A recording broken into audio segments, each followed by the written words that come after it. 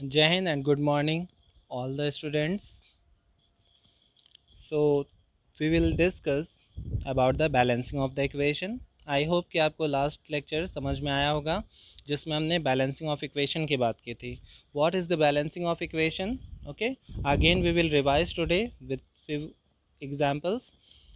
क्या करते हैं उसमें बैलेंसिंग में सबसे पहले हम रिएक्टेंट एंड प्रोडक्ट साइड दोनों को इक्वल करना है हमें, यानी प्रोडक्ट साइड में और रिएक्टेंट साइड में दोनों साइड में जितने भी एटम्स हैं, मॉलिक्यूल्स में जितने भी एटम्स हैं उन सब को हमें इक्वल करना होता है.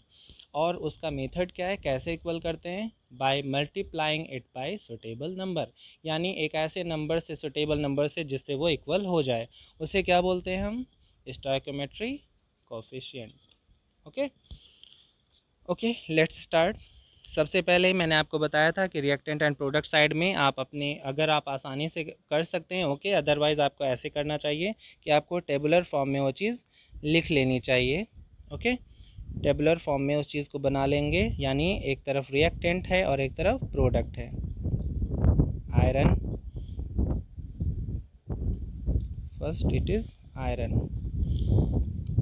प्रोडक्ट साइड में भी आयरन है, सल्फ़र है, इधर भी सल्फ़र है. ओके, इधर ऑक्सीजन है, इधर भी ऑक्सीजन है. तो रिएक्टेंट साइड में देखिए, ये रिएक्टेंट साइड है और ये प्रोडक्ट साइड है. तो रिएक्टेंट साइड में आयरन कितना है? Iron is 1. प्रोडक्ट साइड में आयरन 2. सल्फर रिएक्टेंट साइड में सल्फर 1, प्रोडक्ट साइड में 1 एंड 2. अब देखिए, अब आपको कन्फ्यूज़न ये नहीं होना चाहिए कि यहाँ 1 आपने ये देखा इसे छोड़ दिया. ये पूरा प्रोडक्ट साइड है, मैंने ऐसे लिखा है. ओके, प्रोडक्ट साइड में 1 and 2, so sulphur is 2. Oxygen is 4 in reactant side and in product side total oxygen, ठीक है, 3 2 5 6 7 8, 3 and 3 6 and 2 8, total 8 oxygen. So how we will balance this equation, इसे समझने के लिए अब इतने स्टेप के बाद आपको क्या करना है? आयरन सबसे पहले आपको देखना है कि यहाँ पे आयरन 1 है, यहाँ आयरन 2 है, यानी ये बैलेंस नहीं है. अब 1 और 2 में बैलेंस करने के लिए आपको सबसे पहले इस 1 को 2 बनाने के लिए आपको क्या करना होगा? इसमें 2 से मल्टीप्लाई किया जाएगा. तो हम यहाँ लिखते हैं 2. मैंने आपको बताया था उस दिन कि आप एफ में 2 यहाँ यूज़ नहीं कर सकते, ठीक है. कभी भी बैलेंसिंग ऑफ इक्वेशन में आप किसी भी फॉर्मूले में चेंज नहीं ला सकते, इसलिए एफ से पहले 2 अगर लगा रहे हैं तो वो उसका फार्मूला चेंज नहीं होता. FeSO4 ही रहेगा. अब हमने 2 लगा दिया तो 2FeSO4 होने का मतलब है कि FeSO4 आयरन सल्फेट है, उसके फार्मूले में चेंज नहीं हुआ, बट उसके 2 मॉलिक्यूल्स हो गए, ठीक है. आयरन सल्फेट के 2 मोल्स हो गए या 2 मॉलिक्यूल्स हो गए, ठीक है. So it is wrong. आपको क्या करना है? पहले 2 लिखना है, फिर अब 2 आयरन. तो आयरन क्या हो गया? बैलेंस हो गया. Next is sulphur. सल्फ़र में देखते हैं, सल्फ़र में 1 है और ये 2 है. अब इस 2 को तो हम रहने देंगे और इस 1 को हम क्या करेंगे? 2 करेंगे, फिर इसमें 2 से मल्टीप्लाई किया जाएगा, ठीक है. तो इसे 2 से मल्टीप्लाई कर दिया गया. पहले देखिए 2 जब यहाँ लिखा हमने तो 2 आयरन भी हो गया है और 2 सल्फ़र भी हो गया है. तो 2 यहाँ लिखने का मतलब ये सारे एलिमेंट्स या एटम जितने भी हैं इसमें सबसे मल्टीप्लाई होता है. 2 आयरन, 2 सल्फ़र और ऑक्सीजन 4 था. अब क्या होगा? 2 4 ज़ा 8. So oxygen is also balance now. ये भी 8 हो गया, ये भी 8 हो गया. अब ये ऑक्सीजन भी बैलेंस हो गया. So this is balancing of equation. इसमें हमें इधर कोई चेंज नहीं करना है, सब बैलेंस हो गया. Next is iron nitrate gives PbO, NO2 and O2. First is lead. Lead कितना है? 1. In product side lead is 1, so it is balanced. Nitrogen. Nitrogen देखिए यहाँ कोई नंबर नहीं है, नाइट्रोजन के नीचे नहीं है, but nitrogen is in bracket. So it is very important, ये आपको याद रखना है हमेशा, यहाँ मिस्टेक हो सकती है, ठीक है. तो इस पर ध्यान दीजिए. नाइट्रोजन ब्रैकेट में और नाइट्रोजन के बाहर लिखा है ब्रैकेट के 2, यानी कि नाइट्रोजन को 2 से मल्टीप्लाई किया गया है. तो यहाँ पर क्या होगा? 2 नाइट्रोजन. और ऑक्सीजन में भी ये मल्टीप्लाई होगा, तो ऑक्सीजन कितना होगा? 3 2 ज़ा 6. सो ऑक्सीजन कितना है? 6 है और नाइट्रोजन कितना है? 2. Okay, so one lead oxygen is 1 2 3 4 5. Total oxygen is 5 oxygen, and nitrogen is 1 only, 1 nitrogen. अब देखिए, अब इसे बैलेंस कैसे करना है? 6 oxygen 5 oxygen, is it possible किसी नंबर से मल्टीप्लाई कर दें और ये इक्वल हो जाए? ऐसा नहीं हो सकता कि ये 2 और 4 होता तो 2 में 2 का मल्टीप्लाई कर देते हैं 4 हो जाता है, ऐसा नहीं हो सकता। यहाँ नाइट्रोजन में 2 है, यहाँ 1 है। ओके, तो यहाँ आपको लगता है कि हाँ, इसे हम बैलेंस करने के लिए इसे हम 2 कर सकते हैं, यानी हम 2 से मल्टीप्लाई कर दें तो यहाँ पर 2 नाइट्रोजन हो जाता, यानी 2 NO2 कर देंगे तो 2 नाइट्रोजन हो जाएगा।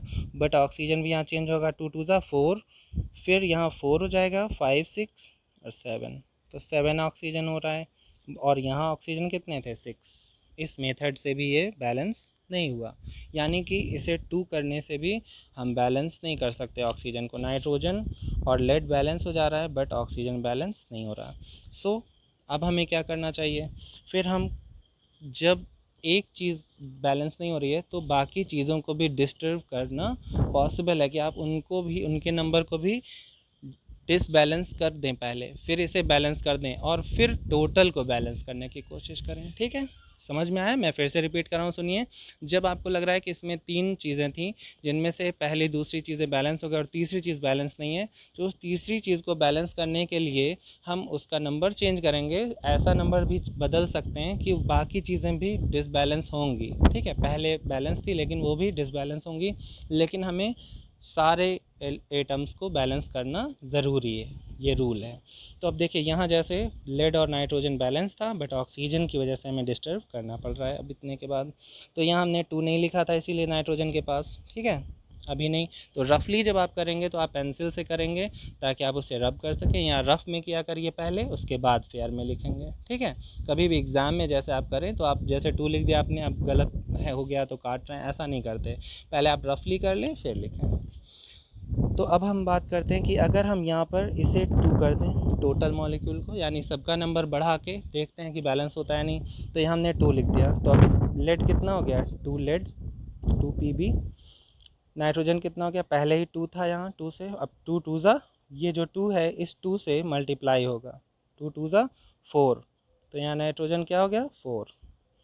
फिर ऑक्सीजन 3 2 ज़ा 6 था और अब 6 2 ज़ा 12 हो गया, तो यहाँ लिखेंगे 12 ऑक्सीजन। ओके, सो यहाँ पर अब लेड 1 है, अब यहाँ पर लेड 2 हो गया है तो हमें इसे भी 2 करना पड़ेगा, तो हम इसे यहाँ 2 लिख सकते हैं, 2 Pb हो गया और 2 PbO भी हो गया, यानी O में भी मल्टीप्लाई होगा ये। ठीक है, 2 Pb एंड ऑक्सीजन यहाँ 2 हो गया। अब नाइट्रोजन देखिए, नाइट्रोजन यहाँ से 2 2 ज़ा 4 हो गया है, तो हम यहाँ पर क्या लिखते हैं? 4 नाइट्रोजन लिख दें, 4 नाइट्रोजन, 4 नाइट्रोजन बैलेंस हो गया। और ऑक्सीजन यहाँ से क्या हो जाएगा? 4 2 ज़ा 8, तो 8 इधर और 2 इधर, यानी 8 और 2 10, और ये 2 ऑक्सीजन इधर हैं, कितना हुआ? 4 2 ज़ा 8 एंड 2 10 एंड 2 12, टोटल ऑक्सीजन 12 हो गए इधर। So in this side total oxygen is 12, sorry 12 oxygen, and this side 3 2 ज़ा 6 एंड 6 2 ज़ा 12, 12 ऑक्सीजन इधर भी है और इधर भी हो गया।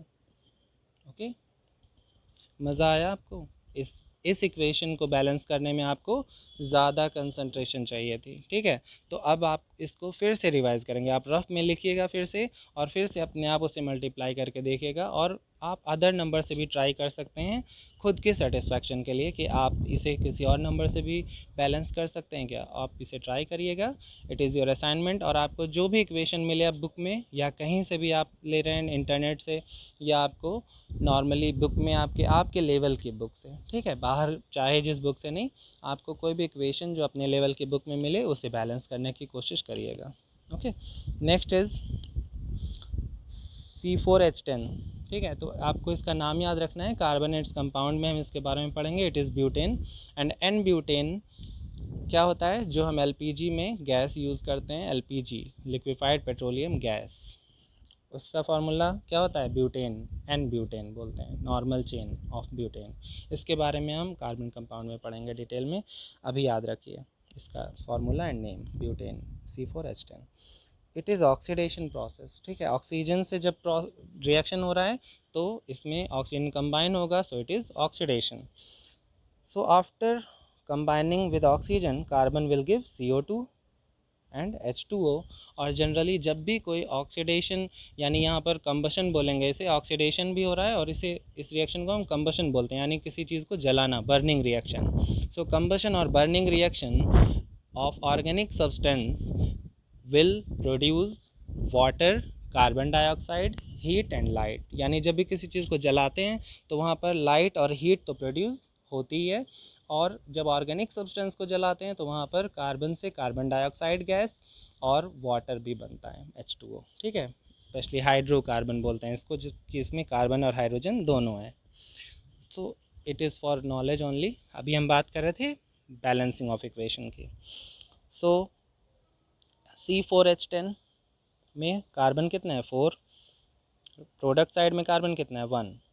सो for balancing carbon we will write 4 here, okay. रफली अभी हम लिख रहे हैं, अगर बाद में चेंज करना होगा तो उसे चेंज करेंगे। 4 कार्बन 4 कार्बन, हाइड्रोजन कितना है, 10, and this side hydrogen is 2।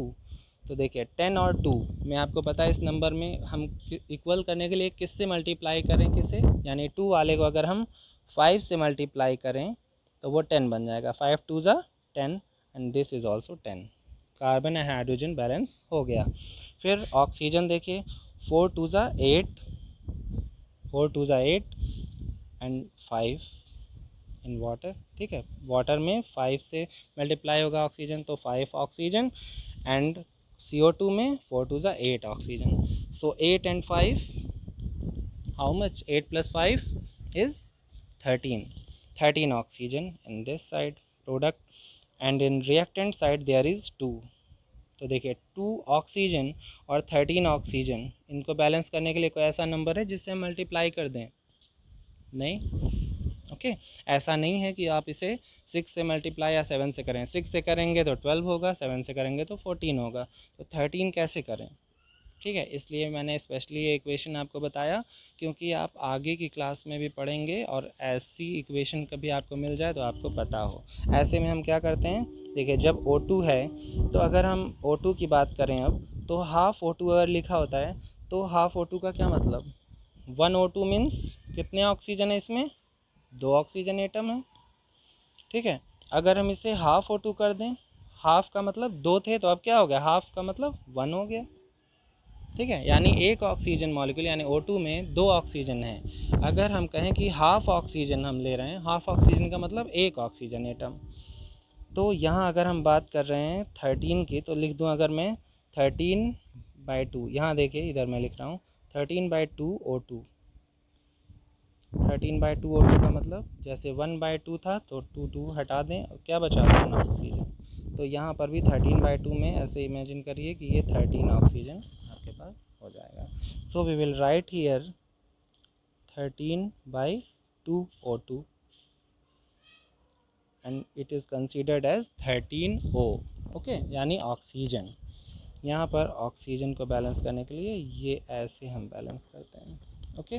So you can use 7/2, 5/2, ऐसे ऑड नंबर्स के लिए आप ऐसे भी यूज़ कर सकते हैं ऐसी इक्वेशंस में, ठीक है, ऑक्सीडेशन में तो ऐसी ज़रूरत पड़ती है, okay. So next is what is corrosion. Corrosion के बारे में सब लोग जानते हैं पहले से, it is oxidation process. Iron object क्या होते हैं, कोरोड हो जाते हैं in presence of oxygen and water. Oxygen और वाटर दोनों की प्रेजेंस ज़रूरी, याद रखिएगा, it is very important point कि सिर्फ वाटर नहीं ज़रूरी है, वाटर के साथ एयर भी होना ज़रूरी है।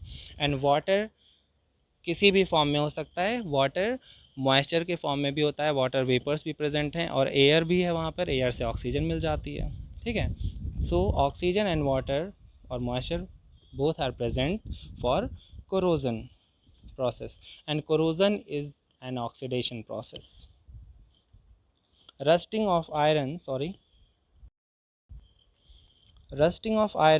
is an oxidation process where iron oxide, formula याद रखिएगा Fe2O3, इसको हम आयरन ऑक्साइड बोलते हैं, जो कोरोजन से जो आयरन ऑब्जेक्ट के ऊपर आपको एक लेयर दिखाई देती है कि उसकी लेयर बन बन के आउटर मोस्ट लेयर फ्लेक जैसी बहुत हल्की पतली लेयर बन के निकलती जाती है और वो उस ऑब्जेक्ट को क्या करती है, वीक कर देती है, ठीक है, कमज़ोर होता जाता है, उसकी लेयर बाय लेयर वो निकलती रहती है आउटर मोस्ट लेयर से. That is iron oxide Fe2O3 is formed in this process, okay, and it is formed in presence of air and moisture. वहाँ पर क्या क्या होना चाहिए, air and moisture, and formula of iron oxide is Fe2O3 and it is oxidation process. यानी oxidation process के example में आप ये भी लिख सकते हैं. Other metals also get tarnished in same manner. अब देखिए, आपने पढ़ा रस्टिंग ऑफ आयरन या कोरोजन, तो मोस्टली आपके दिमाग में सबसे पहले कोरोजन या रस्ट ऑफ आयरन या रस्टिंग वर्ड से आता है कि आयरन का ही रस्टिंग ऑफ आयरन से, यानी कि आयरन ही कोरोड हो सकता है, आयरन की लेयर बन बन के निकलती है, जो आपने कॉमनली देखा है. लेकिन ऐसा नहीं है, ठीक है, और भी चीज़ें हैं. यहाँ पर ये डायग्राम दिया हुआ है, देखिए, पहले आयरन ऑब्जेक्ट का है, इस कलर में ये ब्राउन कलर में बन जाता है, ठीक है, ब्राउन कलर की लेयर बन जाती है इसके ऊपर, और ये कोरोड होके ख़राब होने लगते हैं और इनकी स्ट्रेंथ भी कम होने लगती है. कई सालों में ये बहुत कमज़ोर हो जाते हैं और ये टूट भी सकते हैं. सो अदर मेटल्स की बात कर रहे हैं. अदर मेटल्स में देखिए, यहाँ एग्जांपल है, ये डायग्राम और ये डायग्राम आपका, ये वाला है सिल्वर के लिए, ठीक है, जो ब्लैक हो जाता है AgO बनाता है, यानी ऑक्सीडेशन प्रोसेस से Ag2S भी बनता है और AgO भी बनता है, सिल्वर ऑक्साइड Ag2O, ठीक है, सिल्वर ऑक्साइड Ag2O, ब्लैक. तो देखिए, ये सिल्वर का ऑब्जेक्ट है और ये कैसा हो गया है, ब्लैकिश हो गया है. इसमें देखिए नेक्स्ट एग्जांपल है कॉपर, ग्रीन कलर का. ये देखिए कॉपर के ऑब्जेक्ट में, यानी ये पाइप जैसा है और इस पर ये जो ग्रीन कलर का आपको ग्रीन कलर की लेयर दिख रही है, ये क्या होता है, copper carbonate. Okay, basic copper carbonate बोलते हैं. इसका फार्मूला है CuCO3 dot CuOH twice. CuCO3 dot, इसके आगे लिखना है CuOH ट्वाइस. ये ऑक्सीजन है. तो ये बेसिक है कॉपर हाइड्रोक्साइड और ये क्या है, कॉपर कार्बोनेट. तो ये ग्रीन कलर का होता है, ठीक है. तो इन मेटल्स में भी क्या हो रहा है, टार्निश, यानी ये भी ख़राब होते हैं धीरे धीरे अपनी आउटर मोस्ट लेयर पे.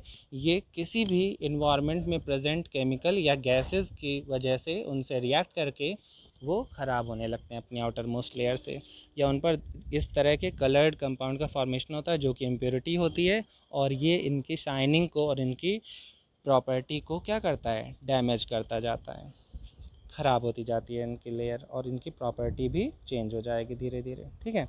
Corrosion causes damage bridge. अब देखिए, आयरन ऑब्जेक्ट की बात कर रहे हैं कि ये इससे क्या क्या बड़ी प्रॉब्लम्स होती हैं कि आयरन, आपको पता है, आयरन आप कहेंगे कोरोड हो रहा है तो हम इसे ना यूज़ करें, कोई और चीज़ यूज़ कर लें, कोई और मेटल यूज़ कर लें. बट आयरन बहुत आसानी से अवेलेबल होता है, ठीक है, ईजिली अवेलेबल है, चीप है, यानी आसानी से मिल जाता है, और ये इसकी कॉस्ट भी कम है और के मुकाबले, इस वजह से इसे हम यूज़ करते हैं. दूसरी चीज़ ये है कि ये हैवी होता है और हमें बहुत सारी चीज़ों को बनाने में स्ट्रेंथ के साथ साथ इसका वेट भी चाहिए, यानी हैवी. जैसे गेट है, गेट आपको लगता है कि गेट भारी भी होना चाहिए, हैवी भी होना चाहिए, और बहुत ज़्यादा मटेरियल लगता है, बहुत ज़्यादा मेटल लगता है तो बहुत कॉस्टली हो जाएगा अगर हम किसी और मेटल का यूज़ करेंगे, ठीक है. तो वेट के साथ साथ चीप भी होना चाहिए और इजीली अवेलेबल भी होना चाहिए लार्ज अमाउंट में, जो कि आयरन में ये प्रॉपर्टीज़ हैं. और डिसएडवांटेज है कि ये कोरोड होता है, और वो सारे एडवांटेजेस हैं. ओके. सो ये ब्रिज बनाने में यूज़ होता है, रेलिंग बनाने में, शिप में, और बहुत सारे आयरन ऑब्जेक्ट्स बनाने में, जैसे मैंने कहा भी गेट बनाने में भी यूज़ किया जाता है, जो कि वाटर के कांटेक्ट में आने से ये कोरोड हो जाते हैं. तो इस तरह की चीज़ें कई सालों में धीरे धीरे कोरोड होते होते वो कई सालों में ख़राब भी हो जाती हैं, डैमेज भी हो सकते हैं. तो ब्रिज भी डैमेज हो सकते हैं, रेलिंग भी कहीं की टूट सकती है, शिप वगैरह भी चेंज करना पड़ता है उसमें भी आयरन ऑब्जेक्ट्स को, और भी कोई भी आयरन ऑब्जेक्ट की एक लाइफ होती है कि इतने साल तक ही वो चलेगा, उसके बाद वो ख़राब हो जाएगा because of this oxidation process of corrosion. enormous amount of money spent और replacement of damaged iron objects. ठीक है, इस वजह से क्योंकि इसको टाइम टू टाइम हमें चेंज करना पड़ता है डैमेज हो जाने के बाद, इस वजह से बहुत सारा लॉस हो रहा है, यानी इकोनॉमी भी इससे डिस्टर्ब होती है, बहुत सारा पैसा खर्च होता है। तो हमें इसको रोकने के लिए क्या क्या चीज़ें हम यूज़ कर सकते हैं, उसके बारे में हम आगे के चैप्टर्स में डिस्कस करेंगे। ठीक है।